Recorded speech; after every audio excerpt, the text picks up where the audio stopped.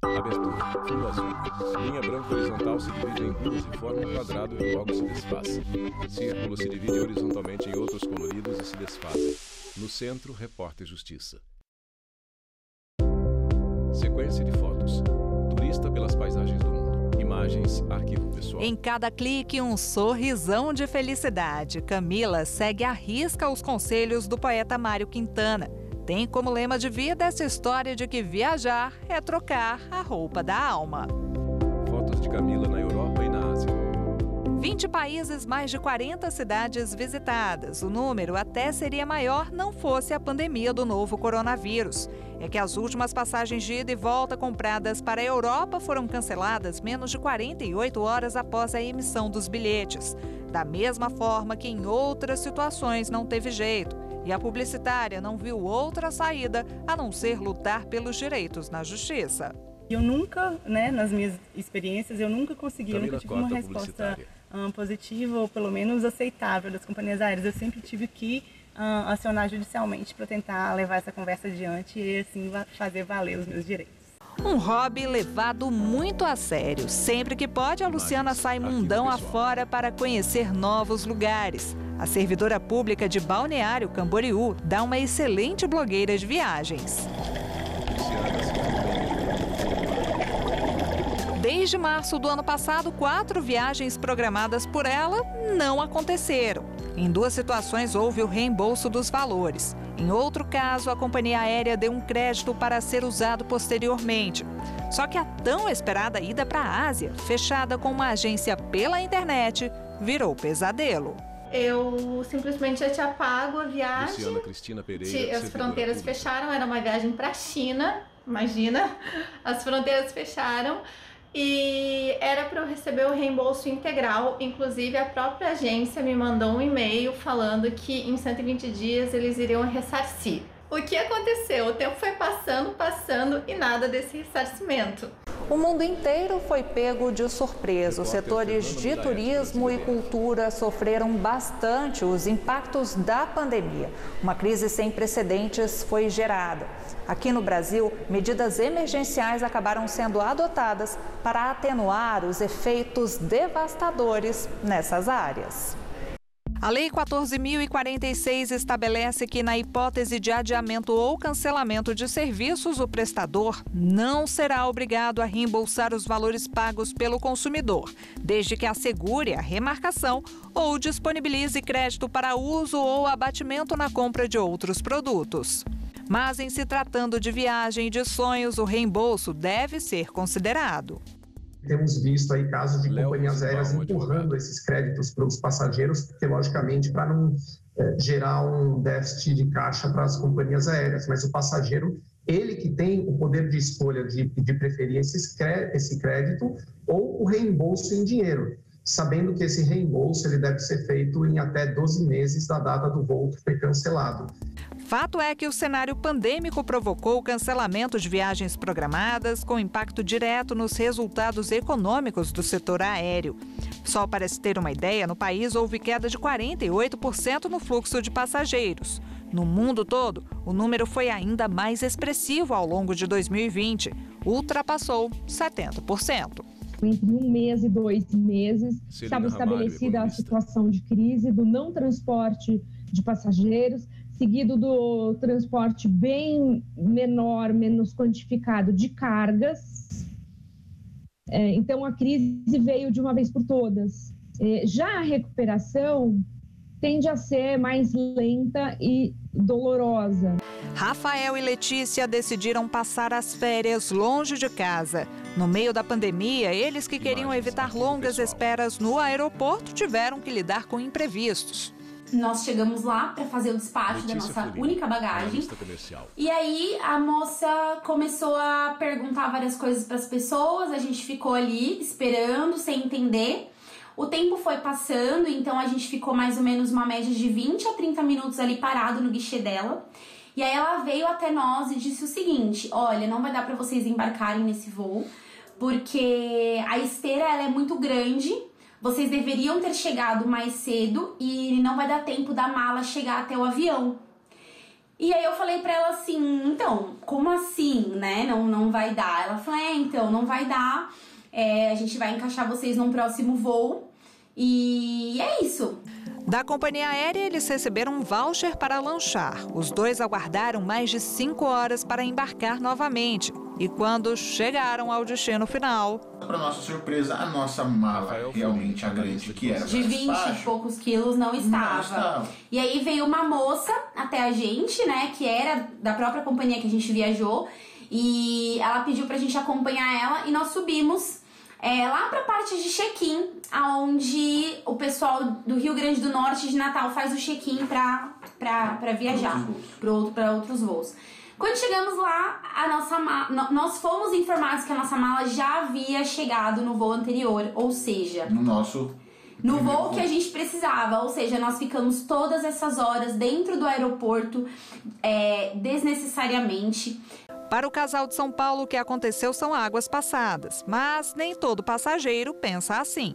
Segundo o Instituto Brasileiro de Direito Aeronáutico, 98,5% das ações cíveis mundiais contra companhias aéreas tramitam no Brasil. Só para se ter uma ideia, por aqui, uma ação é movida a cada quase 2 voos. Nos Estados Unidos, uma pessoa decide entrar na justiça contra uma empresa do setor a cada 12.685 viagens.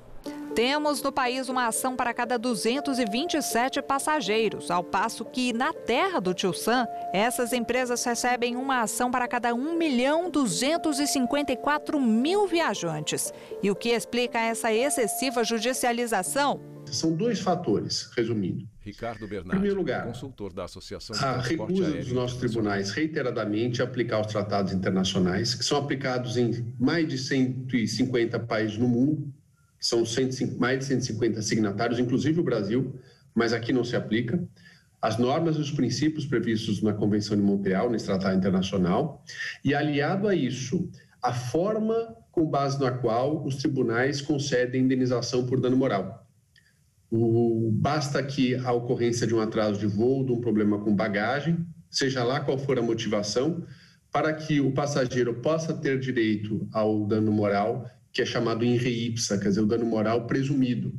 Independentemente de ter sofrido um dano à sua personalidade, um sofrimento, uma humilhação, isso pouco importa. Até por conta dessa quantidade de processos, muitas empresas deixaram de operar no país.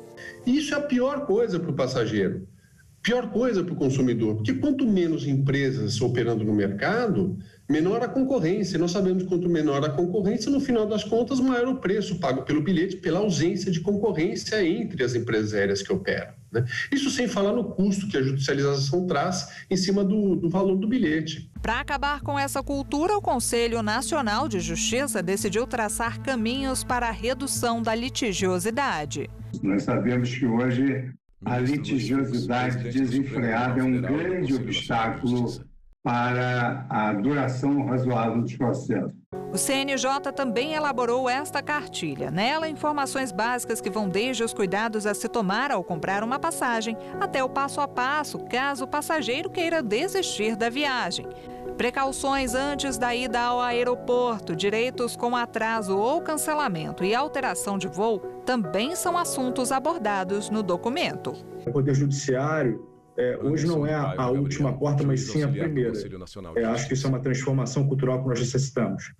Buscar primeiro um setor de atendimento, buscar a resolução consensual desse conflito, para então, se necessário, judicializar. Diário dessa viagem conturbada, aparentemente vamos entrar no voo às 2h10. Vamos ver se hoje o negócio vai. O vídeo mostra a saga da Gabriela para embarcar com os filhos gêmeos em Palmas. Uma viagem que seria simples, mas que virou uma odisseia para a estudante de Direito. Passagens compradas com antecedência, tudo certo, chegamos no horário correto para esperar o nosso voo. Nosso voo saía às 2h50 e às 2h40 recebemos a notícia que o voo tinha sido cancelado. Mas tudo bem, cancelamentos acontecem. O problema foi a falta de assistência e o desdém que a companhia tratou nós, mães, porque não era apenas eu como mãe. Eu acredito que tem como sim resolver fora da justiça, mas quando a companhia aérea te dá alguma assistência. A plataforma consumidor.gov.br costuma ser uma boa mediadora de conflitos, com resposta rápida das partes envolvidas. Mais vale um acordo, né, nas vias extrajudiciais do que uma briga, ficar judicializando a questão, inclusive ter custos com honorários de advogado, etc. e tal. Mas tem vezes que não tem jeito, o passageiro, ele de fato ele tem que recorrer para as vias judiciais, porque de fato ele foi lesado e ele tem que buscar a defesa dos seus direitos. Depois de vários contatos sem sucesso com a companhia aérea, Iberli foi parar na justiça. A audiência terminou em consenso. A empresa me ofereceu 4 vouchers para ser utilizado em até 18 meses após a finalização do acordo. E aí estamos esperando o arrefecer dessa pandemia para voltar a viajar com segurança, até para locais que os preços ainda continuam inacessíveis, e fazer essa viagem tão esperada que estávamos já programada desde abril do ano passado. No próximo bloco, vamos contar histórias de pessoas apaixonadas pela aviação. E mais, casos marcantes de acidentes aéreos e os relatos emocionantes de sobreviventes de tragédias nos ares. Não saia daí, o intervalo é rápido. Vinheta de transição. No Centro, Repórter Justiça. Vinheta de transição. No Centro, Repórter Justiça. Radialista e louco pela aviação, aos 43 anos, Leandro decidiu, por hobby, aprender mais sobre o universo aeronáutico. Desde garoto, eu gosto muito, né, daquele clima de aeroporto, de avião, do cheiro da gasolina de aviação. Eu via os aviões. É uma coisa que sempre eu tive vontade, né?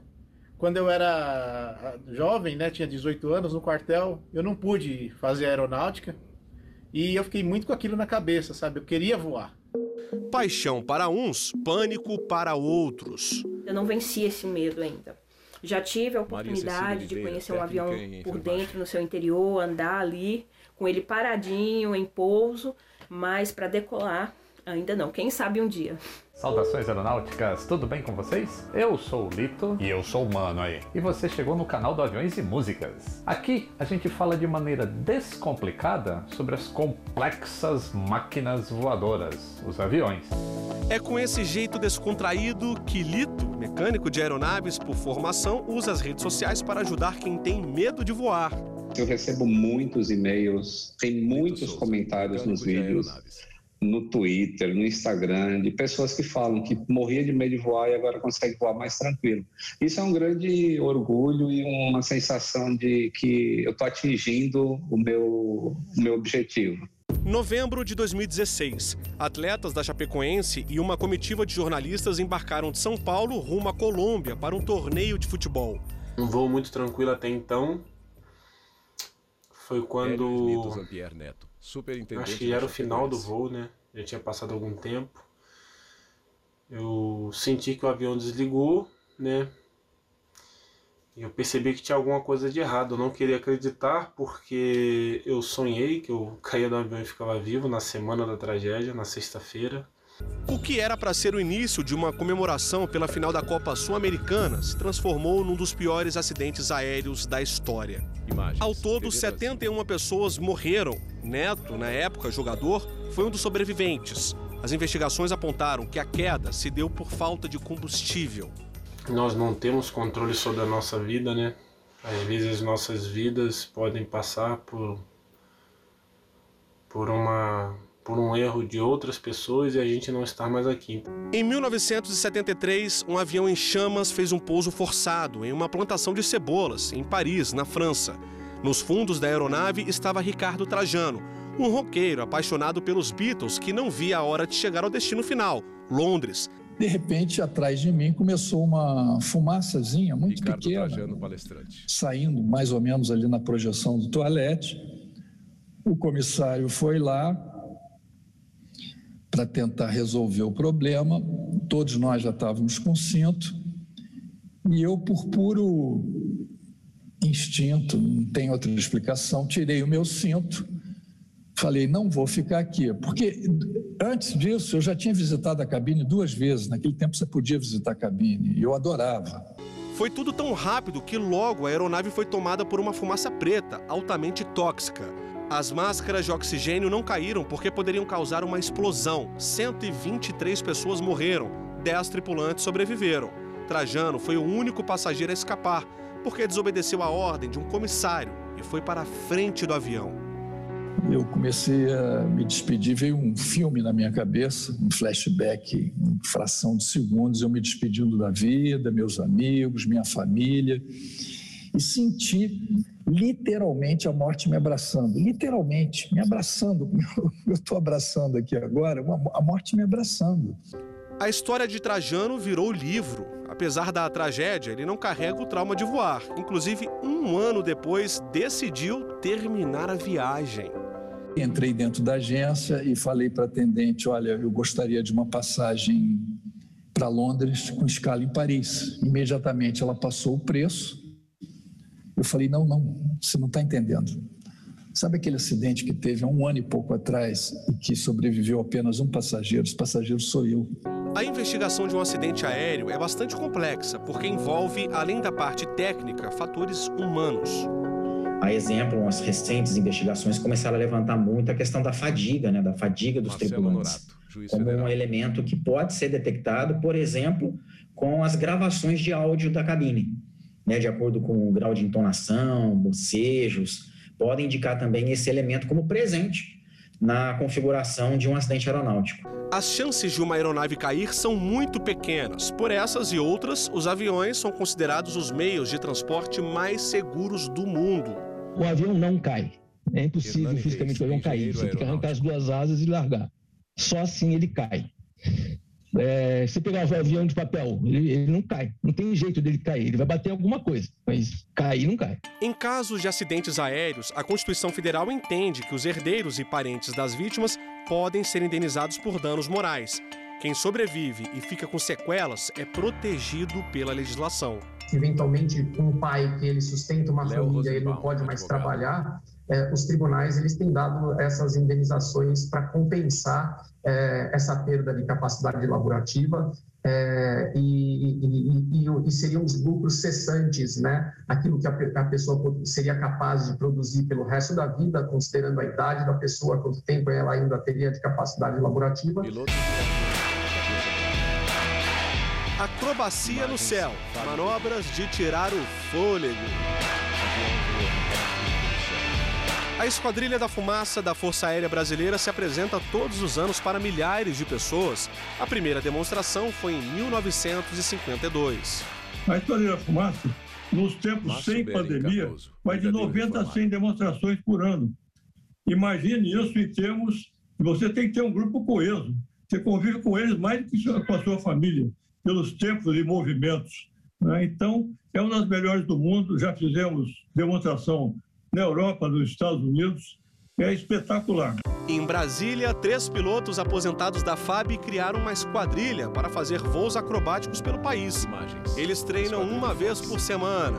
Antes de voar, se reúnem rapidamente.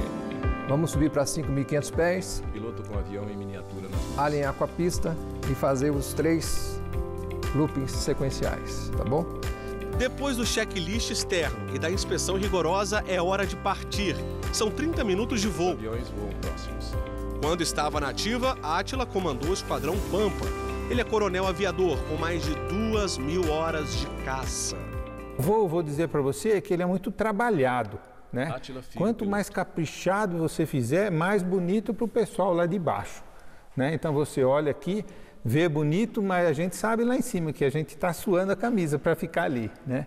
A esquadrilha já se apresentou em vários estados brasileiros. Em 2019, por exemplo, antes da pandemia, a estimativa de público foi de mais de 400 mil pessoas. E sabe o que há em comum depois de todos os voos? Uma recepção, digamos, para lá de calorosa. As crianças querem se aproximar, né? Elas querem tocar no avião, querem entrar no avião, querem que você escreva o seu nome na camiseta, no boné. Eu falei assim, mas vai estragar a camiseta? Assim, não, vocês não estragam, né? Então a gente fica até meio sem graça, né? Mas realmente a gente entende, eu entendo, porque eu já fiz isso quando eu era criança, né? De querer falar com o piloto, né? Ver o que ele tem de diferente, se ele tem alguma coisa diferente, né? E no caso a gente tem que mostrar para as crianças que a gente não tem nada de diferente delas quando nós éramos crianças, para exatamente abrir, né, aquele sonho da criança e se transformar em realidade. Então, que eu falei, né? Nós queremos inspirar essas crianças.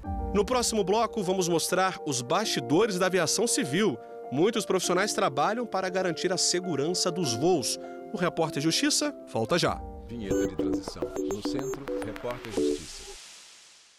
Vinheta de transição. No centro, Repórter Justiça. Da decolagem até o pouso, há muita gente trabalhando para garantir uma viagem segura. Para os passageiros, os rostos mais conhecidos são os dos comissários de bordo e pilotos. Só que muitos profissionais atuam também nos bastidores. Comandar uma aeronave exige estudo contínuo, uma dedicação intensa ao longo da carreira. Não tem como ser diferente, porque senão o piloto não consegue acompanhar as tecnologias que vão aparecendo a cada dia. As aeronaves ficam cada vez mais modernas e o piloto tem que estudar para acompanhar essa modernização. A formação para piloto militar varia de 4 a 7 anos. Nela não há custo para o aluno. Já para comandar aeronaves comerciais, o tempo de especialização é reduzido pela metade. Em compensação, aqui, o investimento é alto. Como piloto civil, tem que se despender algo em torno de 100 a 150 mil reais, dependendo de onde vai fazer as horas de voo, a faculdade e etc. E os cursos de formação, que são 3, basicamente: piloto privado, piloto comercial e piloto de linha aérea. Enquanto os pilotos ficam mais restritos à cabine, os comissários conhecem pessoas de diferentes nacionalidades todos os dias.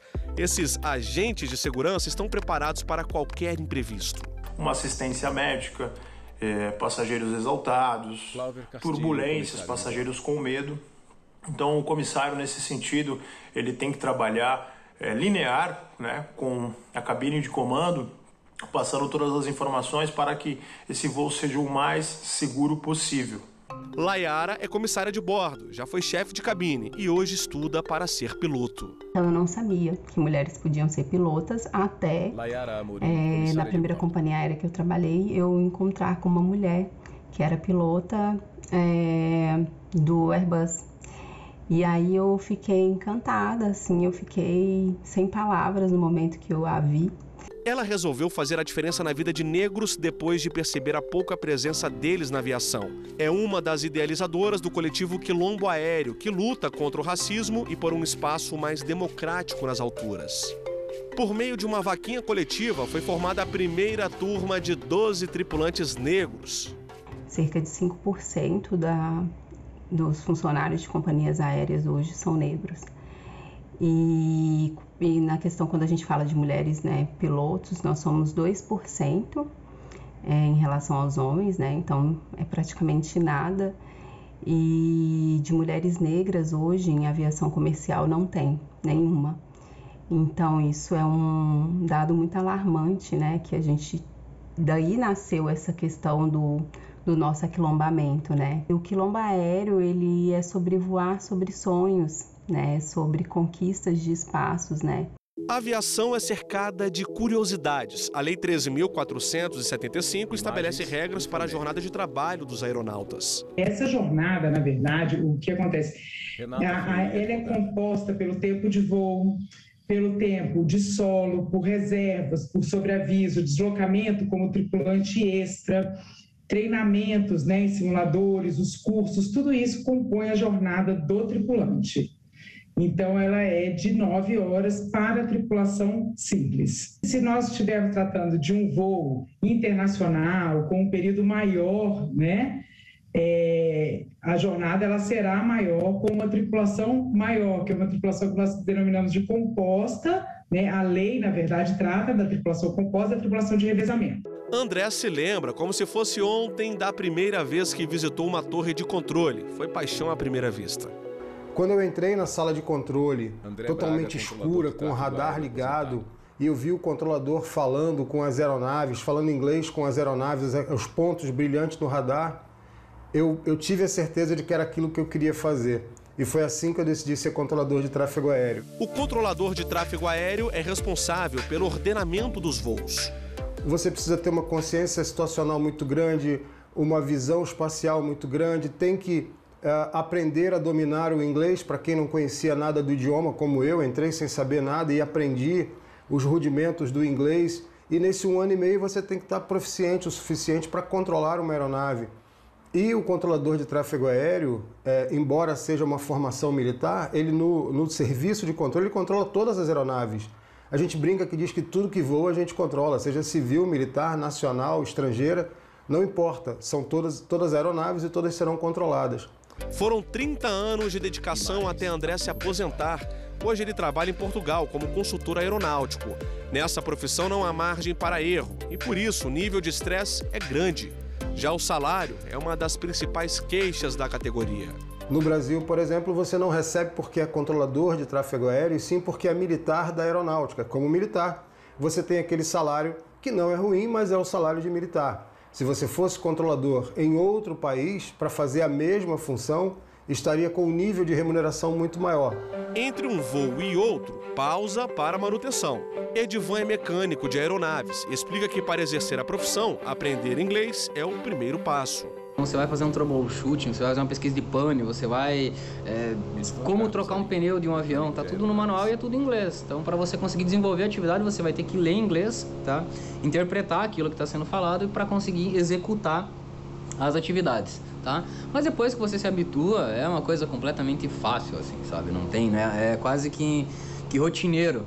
A aviação mexe com o nosso imaginário. Não é à toa que muitos meninos e meninas querem trabalhar com aeronaves. A aviação é um sonho de criança, que mais tarde virou realidade para o Pedro. Eu sempre quis ser aviador. Meu pai era entusiasta da aviação, depois tornou-se piloto também, mas não era piloto profissional, né? Ele era um piloto privado.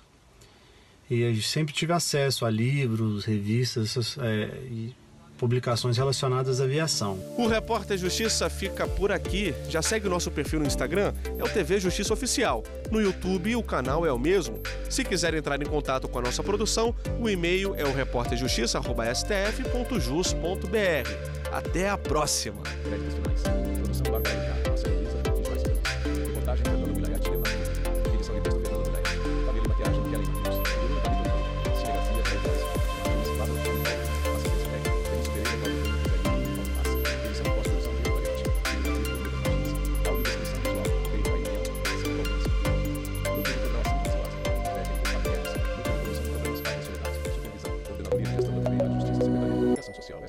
Realização TV Justiça Essencial 2021.